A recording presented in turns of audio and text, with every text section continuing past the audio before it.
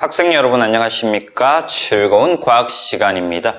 이번 시간에는 통합과학, 역학적 시스템과 안전 두 번째 시간인 운동량과 충격량에 대해서 알아보도록 하겠습니다. 자, 가장 메인 파트라고 볼 수 있어. 지금 역학적 시스템과 안전에서 가장 메인 파트인데, 근데 학생들이 가장 어려워하는 것 중에 하나지만 어떻게 보면 가장 쉬운 단원이 될 수도 있습니다. 그래서 잘 보고 이해를 하면 좋을 것 같습니다. 첫 번째, 운동량이라는 것이 나와요. 운동량. 운동하는 물체가 가지는 양이야. 운동량. 그러면 운동하는 물체는 뭘 가질까? 운동하는 물체는 일단 질량을 가지고 있어요. 운동하는 물체는 질량을 가져요. 그래서 질량 M이라고 표시를 할 거예요. 단위는 뭐 쓴다고? 킬로그램을 쓸 거야. 질량을 가지고 있기 때문에. 그래서 운동하는 물체는 또 뭘 가지고 있어? 속력을 가지고 있단 말이야. 속도를 가지고 있어요. 속도. 방향을 가지고 있는 빠르기 속도를 가지고 있어요. 그래서 얘를 V로 표시를 해요. 그리고 단위는요, 미터 퍼 세크를 씁니다. 자, 운동량에 필요한 것들. 운동하는 물체는요, 질량도 가지고 속도도 가지더라. 라는 거. 자, 이러한 것들을 가지고 이제 운동량을 표시를 할 거예요. 운동량을 표시를 할 건데, 운동량 구하는 식만 알면 돼, 식만. 그래서 운동량은 어떻게 구한다? 질량이 m인 물체가 속도 v만큼의 속도로 이동할 때 가지는 운동하는 양, 에너지 양을 운동량이라고 합니다. 그래서 운동량은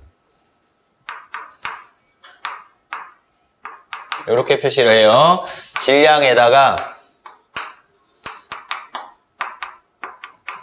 속도를 곱한 거다 라고 표시를 합니다. 자, 운동량을 P로 표시를 할 거예요. 운동량 P로 표시를 할 거고요. 운동량 P는 질량 뭐였다? M이었고요. 속도는요? V였죠.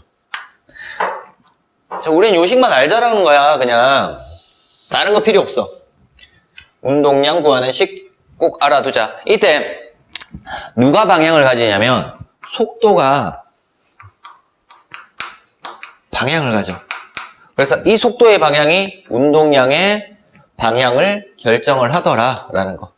만약에 속도가 오른쪽 방향이다. 그러면 운동량의 방향은 오른쪽 방향이 되는 거고요. 속도가 왼쪽 방향이다. 그러면 운동량의 방향은 왼쪽 방향이 되는 겁니다. 이런 식으로 나타나고요. 자, 운동량의 크게 나와 있는데 이 운동량이라고 하는 P는 누구에 비례한다고? 질량에 비례하고요. P는 또 누구에 비례한다고? 속도에 비례해. 그래서 질량이 어떨수록 질량이 클수록 그리고 속도가 어떨수록 빠를수록 운동량이 크다라는 거 알 수 있겠죠. 됐습니까? 자, 이렇게 해서 운동량에 대한 기본적인 내용들 정리를 했어요. 특별한 거 없어. 그래서 주어지는 거 식에서 3개인데 이 3개 중에 2개는 주어질까요? 아니면 2개를 만들 수도 있겠지. 뭐 시간하고 이동거리 나와서 속도 구하는 것 형태로 나올 수도 있기 때문에 어쨌든 셋 중에 2개가 주어지고 나머지 하나를 계산하는 문제로 나올 겁니다. 가장 기본적인 운동량식은요. 구하는 문제들은. 자, 이제 두 번째 충격량을 볼 겁니다.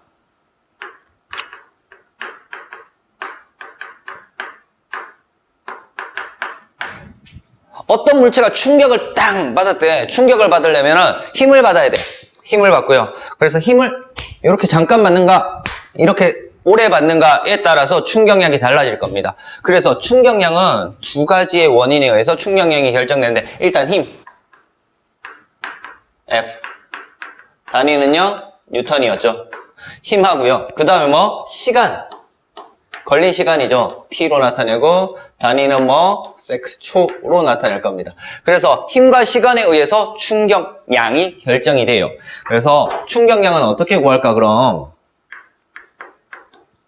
어떤 물체가 받는 충격량이라고 하는 것은 어떻게 나타낸다고요? 힘 곱하기 걸린 시간으로 나타냅니다.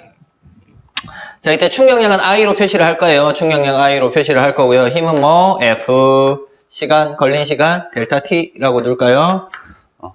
걸린 시간 델타 T라고 둘게요. F 곱하기 델타 T로 나타낸다. 마찬가지로 충격량 구하는 식 정도는 알아두자라는 거죠. 요식 정도는 알아둬야 됩니다. 자, 마찬가지 방향을 가지고 있는 거 볼게요. 힘이 방향을 가져요.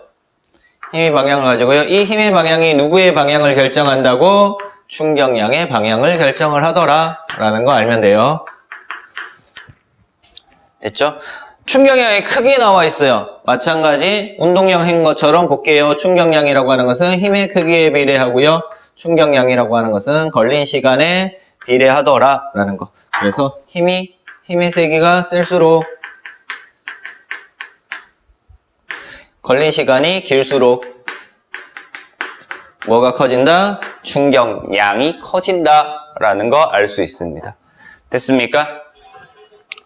자, 이렇게 해서 기본적인 운동량과 기본적인 충격량에 대해서 알아봤어요. 이렇게 해서 운동량과 충격량 알아봤고요. 자, 이때 다음 세 번째 나오는 것이 시간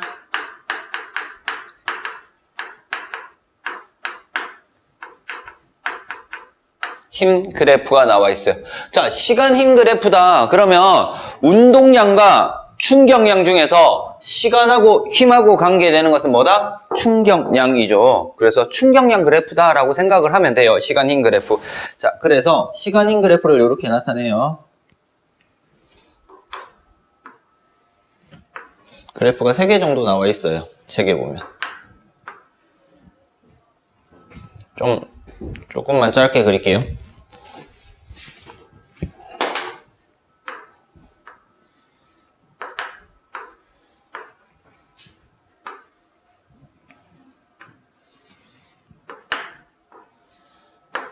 이런 형태로 3개 정도 나와 있습니다. 시간 힘 그래프가.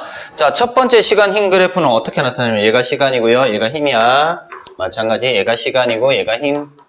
얘가 시간이고 얘가 힘이야. 첫 번째 그래프는요.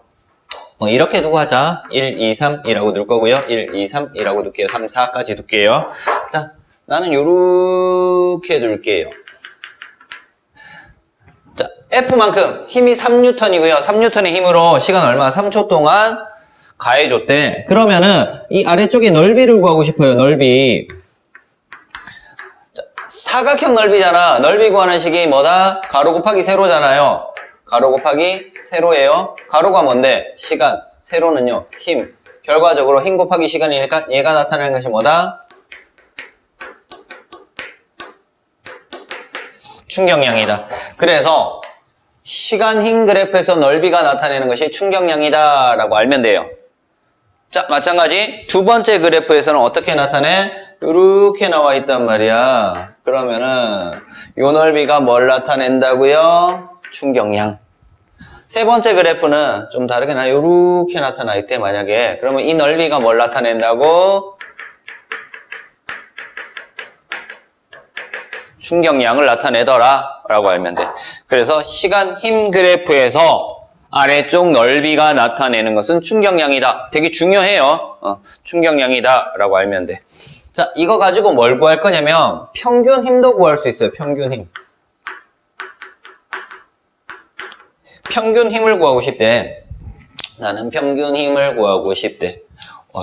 그러면은 따로 볼 필요도 없어. 우리 앞에서 운동량과 충격량에 대한 식 중에서 힘이 포함되어 있는 식 하나만 끌어올게요. 힘이 포함된 식 하나만. 얘가 힘이 포함되어 있네. 그러면 충격량 식을 끌어올 거야.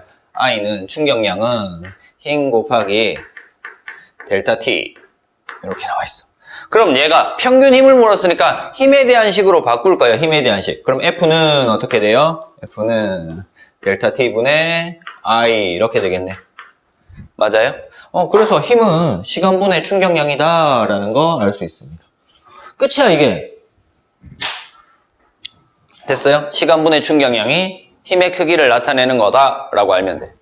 자, 이렇게 해서 일단 기본적인 운동량, 충격량, 시간, 힘 그래프에 대해서 알아봤어. 그러면 이제 알아볼 게 뭐냐면은 운동량과 충격량 사이에는 어떤 관계가 있는가라는 것들을 알아봐야 돼. 그래서 네 번째 여기를 지우고 갈게. 운동량, 충격량, 식은 그대로 둬야 되니까요.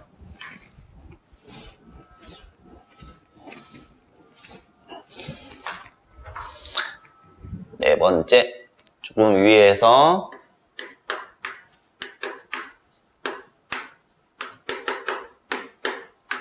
운동량과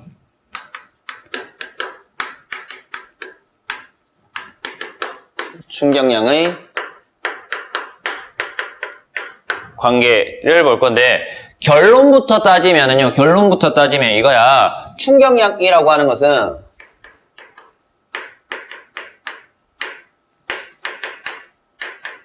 운동량 변화량과 같다라는 겁니다. 운동량 변화량은 나중 운동량에서 처음 운동량을 뺀 거다라는 거. 자, 일단 결론은 이거예요. 충격량은 운동량 변화량과 같더라라는 거. 그럼 이런 식이 어떻게 나왔는가를 한번 정리를 해봐야 돼요.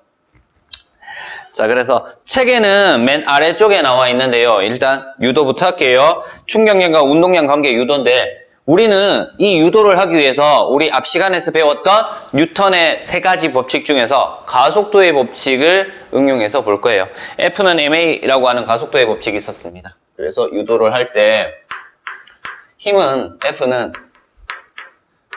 질량 곱하기 가속도다라고 나오죠. 여기서 가속도는 어떻게 돼요?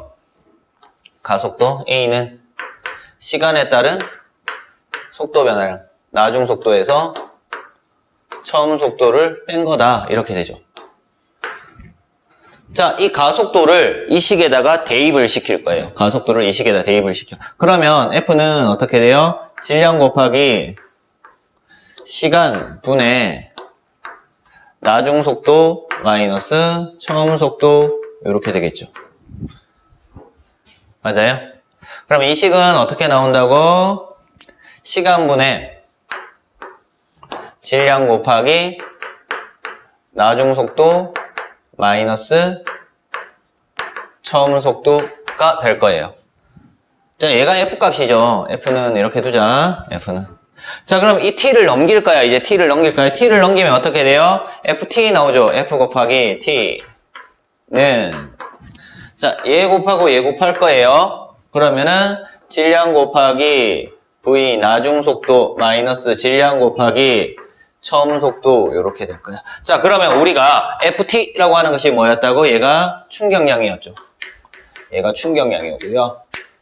힘 곱하기 시간 충격량, 그리고 질량 곱하기 속도 운동량인데 어떤 운동량? 나중 운동량, 이렇게 되겠죠. 속도가 나중 속도니까. 그리고 얘는요, 속도가 처음 속도니까 처음 운동량, 이렇게 되겠죠. 그래서 어떻게 된다고? 이렇게 되는 거다. 그치? 충격량은 나중 운동량에서 처음 운동량 뺀 거니까 운동량 변화량과 같다라는 식으로 유도할 수 있습니다. 됐습니까? 자, 이렇게 된 거야. 일단 유도는 이렇게 할 거고요. 자, 둘 사이의 관계 물었는데 이걸로 끝인데 책에 있는 것들 그림 나와 있으니까 보면서 정리를 할게요. 자, 그림이 어떻게 나와 있냐면은 이렇게 나와 있어요.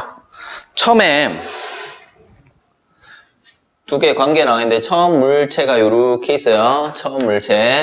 그러면 당연히 이 물체는 질량을 가지고 있을 거야. 질량이 얼마라고? M. 여기 속도 V1 처음 속도를 이렇게 둘게요.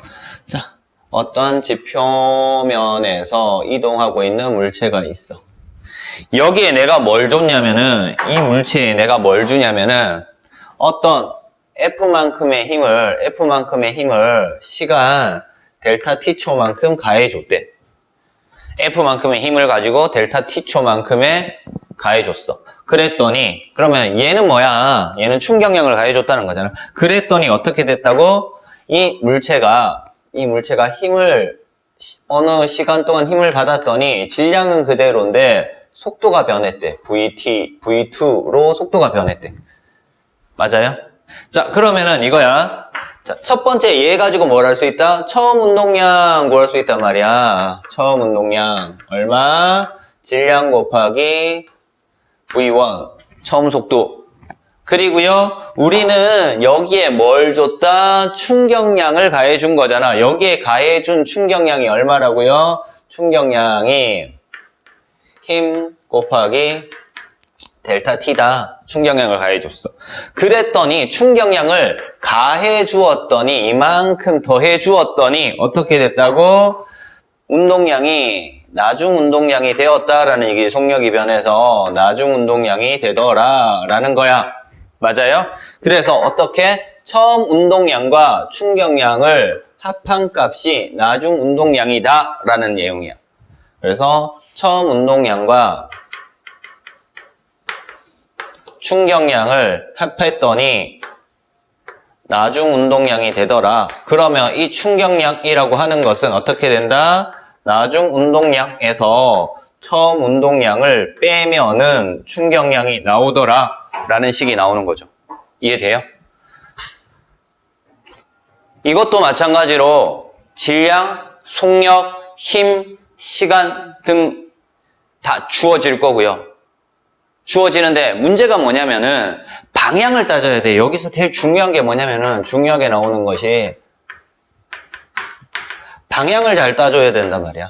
이 방향에서 더해줄 건지 아니면 빼줄 건지가 결정이 돼. 방향이 같으면은 더해줘야 되고요. 방향이 반대면은 빼줘야 된단 말이야.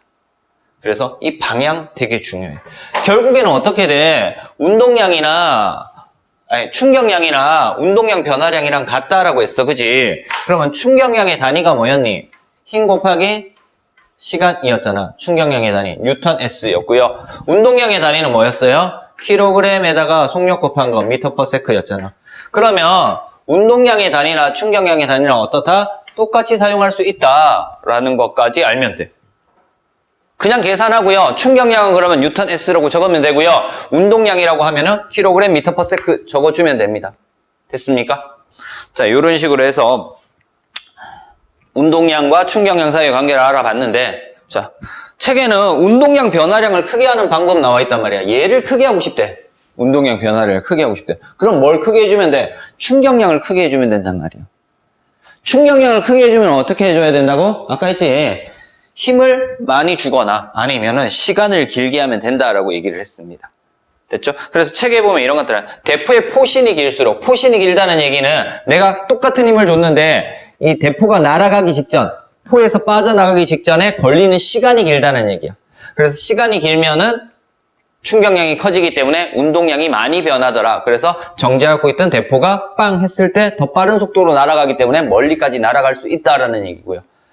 테니스 경기에서 라켓을 끝까지 두르는데, 자, 테니스 공이 날아오는데 라켓을 통 이렇게 쳤을 때는 공이 통 여기까지만 날아가. 근데 라켓을 이렇게 쭉 해서 길게 쭉 휘둘렀을 때는 어떻게 된다고? 시간이 길지. 공하고 딱 라켓하고 부딪혔을 때 공하고 라켓하고 같이 가는 시간이 길기 때문에 어떻게 돼? 공이 그만큼 충격력을 많이 받아서 더 멀리, 속력이 더 빨라지는 거죠. 운동량 변화량이 커진다라는 거 알면 되겠습니다. 됐습니까? 자, 이런 식으로 해서 운동량과 충격량 사이의 관계까지 간단하게 알아봤어요. 자, 이제 시험 문제에서 가장 자주 출제되는 것 중에 하나고요. 학생들이 가장 어려워할 수도 있는 부분 중에 하나. 다음 페이지에 나오는 5번 충격량이 같을 때 충격량과 충돌 시간의 관계를 보도록 하겠습니다. 자, 일단 여기를 지울게요. 그럼. 자, 5번째.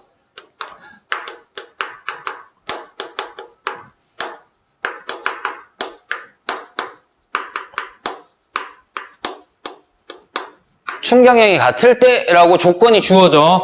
여기서 중요한 게 이거야. 충격량이 같을 때라는 이 조건이 주어지는 거야. 충격량이 같을 때. 충격량이 같을 때 충격력과 충돌 시간의 관계.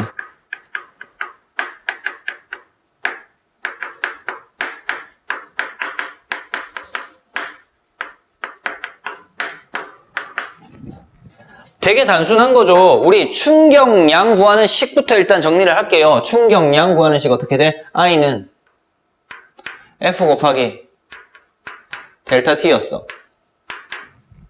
우리 충격력과 충돌 시간과의 관계니까 얘를 힘에 대한 식으로 나타내면 F는 델타 T분의 I 되죠. 자, 우리 주어진 조건이 뭐니? 얘가 어떨 때? 일정할 때잖아, 그치? 그러면 얘와 얘 사이의 관계는요? 이 둘 사이 관계는 뭐한다?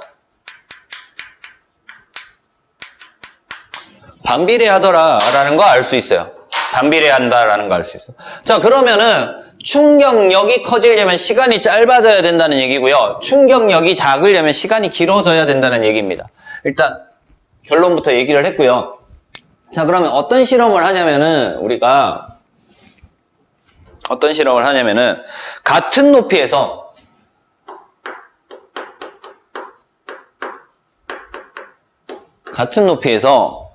같은 종류의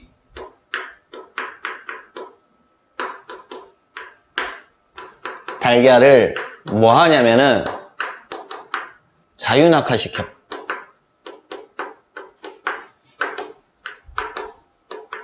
우리 자유낙하 운동 앞에서 봤던 거다, 그지? 자, 높이가 같고 같은 종류다. 그러면 높이가 같아요. 일단 같은 높이고 같은 종류의 달걀이다 라고 하면은 뭐가 같은 거야? 질량이 같은 거죠. 얘가 자유낙하 운동을 해요. 자유낙하 운동. 처음 속력은 얼마야? 처음 속력을 V0라고 느껴요. 0이다, 그지? 처음 속력은 정지해 있던 물체고요. 바닥에 닿기 직전에 나중 속력은 얼마가 돼요? 나중 속력은 뭐 VT라고 둘게요. 시간이 지났을 때. 자, 처음 속력도 같고 나중 속력도 같을까요? 이 속력이 전부 다 어떻다? 같다라는 거죠. 같은 종류의 달걀을 떨어뜨렸을 때. 자, 그러면은 질량 갖고 처음 속력이 같다라는 것으로 뭘 알 수 있다? 이거 가지고 P, 처음 운동량이 어떻다고요? 같다라는 거지. 0으로 같고요. 0이었다, 그지? 0으로 서로 같고요. 질량이 같고 나중 속력이 같기 때문에 나중 운동량도 어떻다고요? 같아요. 그럼 이거 가지고 뭘 할 수 있다? 델타 P라고 하는 운동량 변화량도 어떻다? 같다. 델타 P 운동량 변화량이 같으니까 뭐가 같다? 충격량이 같다라는 거 알아내야 돼. 자, 그래서 주어진 조건 같은 높이에서 같은 종류의 달걀을 떨어뜨렸다라고 하는 것은 충격량이 같다라는 말이다라고 알아야 됩니다. 자, 그래서 이 부분이 그래프로 친절하게 나와 있어요. 그래프로. 하나는 그냥 바닥에 떨어뜨렸고 하나는 어디에? 방석에 떨어뜨렸대. 그래서 바닥에 떨어뜨린 게 시간이 짧다라고 나와 있어. 그래서 그래프가 이렇게 생겼어요. 그리고 방석에 떨어뜨린 것은 이런 식으로 생겼더라. 그래프가. 자, 얘가 시간이고요. 얘가 힘이에요. 자, 그러면은 시간 힘 그래프에서 이 넓이가 나타내는 게 뭐다? 충격량이죠. I. 바닥에 떨어졌을 때 충격량. 그리고 이 하얀색 아래쪽 넓이가 뭐다? 방석에 떨어뜨렸을 때 충격량. 이 충격량과 이 충격량은 어떻다고요? 같아요. 충격량이 같을 때. 자, 바닥에 떨어뜨린 것은 시간이 여기까지밖에 안 걸렸단 말이야. 짧게 걸렸더니 이 최고 힘 말고요. 평균 힘이 뭐 이렇게 둘까? 평균 힘이 뭐 이 정도 되더라 라는 거야. 자, 얘는요 시간이 이만큼 걸렸는데 얘 평균 힘 따졌더니 어느 정도 된다? 이 정도 되더라 라는 겁니다. 평균 힘 차이가 나타나. 근데 달걀이 깨질 때는 뭐 이 정도 힘이 되면은 힘이 이 정도 되면은요 달걀이 깨진다 라고 가정을 할게요. 그러면은 바닥에 떨어진 달걀은요 달걀이 깨지는 힘보다 더 큰 힘을 받기 때문에 달걀이 깨질 거고요. 방석에 떨어진 달걀은요 달걀이 깨지는 힘보다 작은 힘을 받기 때문에 달걀이 깨지지 않는다라는 얘기야. 그래서 시간이 길면 길수록 어떻게 돼? 충격력, 힘이 작아지기 때문에 그만큼 손상을 덜 입는다, 깨지지 않는다라는 걸 알 수 있어. 그래서 책에 있는 내용 볼게요. 자, 충돌 전후 두 달걀의 운동량은 서로 같다. 운동량이 같기 때문에 충격량이 같다라는 거고요. 결론, 충격량이 같을 때 충돌 시간이 길어지면은 달걀이 받는 충격력이 작아지기 때문에 깨지지 않는다라는 사실까지 알 수 있었습니다. 됐습니까? 자, 요런 문제들 시험 문제 잘 나오고요. 아까 했던 이런 거 운동량과 충격량 사이 관계에서 운동량 또는 충격량 구하는 문제들이 시험 문제 잘 나와요. 그래서 기본적으로 알아야 되는 게 뭐다? 운동량 구하는 식이랑 충격량 구하는 식 두 가지만 알고요. 제대로 대입시켜서 문제만 풀 줄 알면은 이 내용이 너무 쉬워지는데 그 원리까지 그것까지 이해하기가 조금 힘들어. 왜? 이것만 하는 게 아니기 때문에. 자, 이번 시간에 한 거 정리를 할게요. 운동량과 충격량에 대해서 봤어요. 일단 운동량 구하는 식 봤어요. P는 MV. 그리고 충격량 구하는 식 봤어요. I는 FT. 그리고요, 운동량과 충격량 사이의 관계 봤어요. 충격량은 운동량 변화량과 같다. 그리고 그거 가지고 뭐 이렇게 구하는 거 봤죠. 그렇죠? 그래서 운동량과 충격량 관계, 힘 시간 그래프도 봤어요. 그리고 난 다음에 충격량이 같을 때 충격력과 충돌 시간과의 관계 한번 설명을 했습니다. 됐습니까? 자, 이런 식으로 해서 이번 시간에 수업한 내용, 운동량과 충격량 정리하고요. 이번 시간 수업은 여기서 마치도록 하겠습니다.